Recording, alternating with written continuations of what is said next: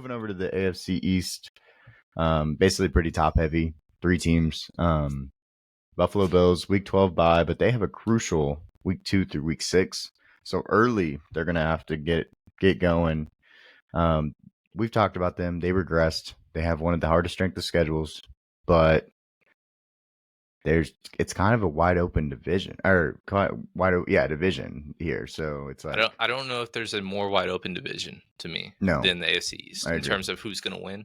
And I think they're one of the few teams that is the favorite is plus money. Yeah. Because there's a lot of minus money for favorites. Mm-hmm. Even Dallas is minus money for some reason.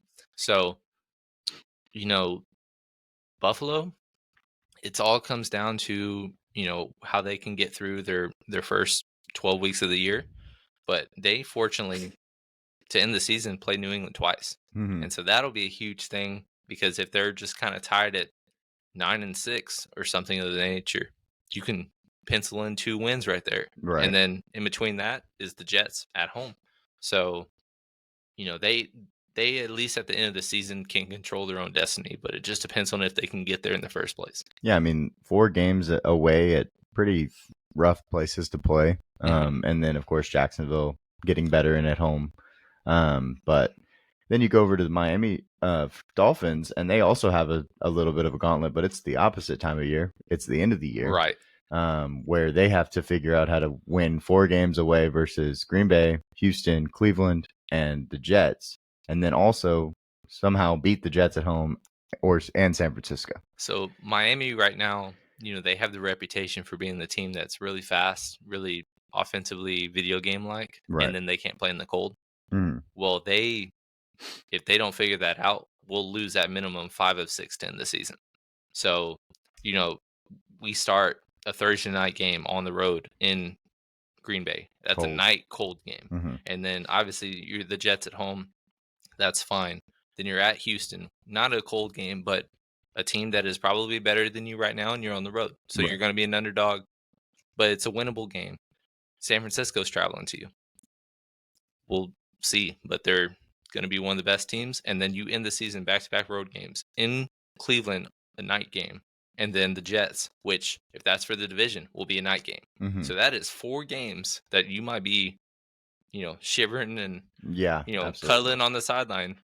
And again, it might be another situation where they're start out hot and then they just kind of let it slip away again. And if that happens once again, we're going to have to really have a lot of serious conversations about them and where to go forward next year. Yeah, their future. They can't keep on doing the same thing. This will be the 3rd time in a row. So yeah, absolutely. And then you get the Jets, the final team that's at the top of this group. They have an easy start. You get past San Francisco, week 1 at San Francisco. You kind of, at Tennessee, New England, Denver, Minnesota, all very winnable games. You come out of that 4-1. You're confident at that point in Aaron Rodgers after 5 weeks. I mean, we're confident in our, late fantasy pickups at that point, So why can't they be confident in Aaron Rodgers? And then they have 6 primetime games. Everybody's going to be watching them. So, yeah, I mean, the NFL is praying and hoping, please, Aaron Rodgers, come back and be good. Yes. Oh, yeah. They're invested in them. Mm-hmm. Tie for most primetime games, despite being a 7-win team last year. They're expecting them to be in the limelight, in the thick of things. And it's just going to be an eyesore. And we're going to go into another situation where there's just a bunch of very below average, unwatchable games. If he goes down and they can't figure it out, obviously Zach Wilson's not there anymore. It could be slightly better, but it's not ideal when you have backup quarterbacks playing in multiple primetime games consecutively, and they have the opportunity to do that if Aaron Rodgers can't come back from his Achilles injury. Well, another thing is he going to be good? Like, I mean, of course he'll be better than what they were dealing with, but is he going to be good? Is it a Russell Wilson situation where we had primetime games on Amazon Prime and you're watching them and you're like, oh my gosh, these games are 14-12. It's like, okay. They've only kicked field goals. This team reminds me very similarly to the Broncos Super Bowl team. Okay. In 2015 against the Panthers. Peyton Manning missed a month of the season and led the league in picks. And they still won the Super Bowl. Right.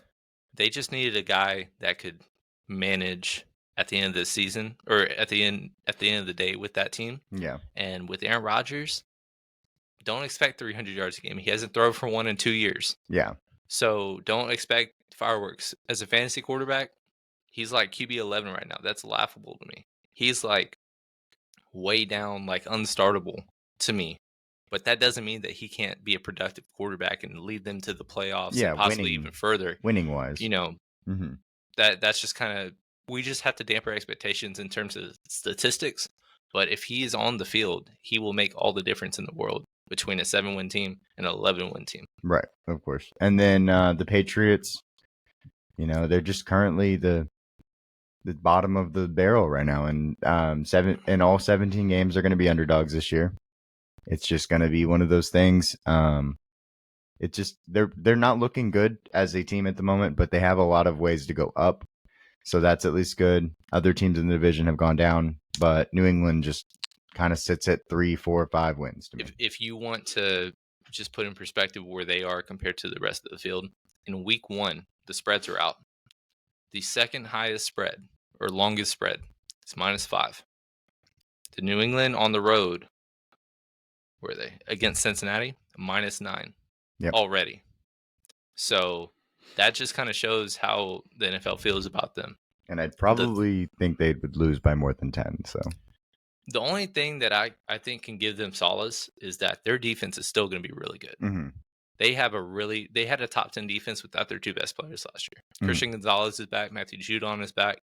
So they will be very good defensively. But here's the thing. Carolina was really good defensively last year. Nobody wants to talk about it, but they had the number 1 pick in the draft despite that. Yeah. New England's offense could be considered even worse than Carolina's was last year. That's debatable, but it's in the conversation. Absolutely. So, their schedule's not easy. Their coach is no longer there. They're just the bottom dweller to me right now.